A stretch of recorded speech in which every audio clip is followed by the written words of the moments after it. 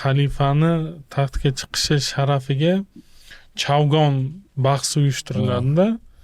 U yoqda 32tami 33ta musulmon davlatidan chopag'onlar keladi, otliqlar keladi qatnashish uchun, sportsmenlar. Va romanda aytiladi, eng zo'r otliqlar Farg'onadan edi deydi.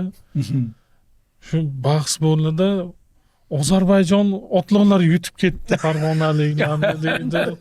Ozarbayjonliklar chiqib, Farg'onang bir tiyin. Ozarbayjon bor, Farg'ona yo'q dedi. Shunaqa o'qib jahlim chiqqan endi. Keyin u g'arazli yozdi, siz ham g'arazli qabul qildingiz. oxirida keyin o'sha oxirgi Ozarbayjon otabegi O'zbek bor-ku, uni Jaloliddin Manguberdi qo'lga olyapti-da. Sani xotiningga uylanaman, sani zindonga tiqaman, davlatingni yo'q qilaman. Shunaqa yovuz inson edi Jaloliddin deb shunaqa tugaydi-da oxiri. Shunaqa asablarim buzilgan.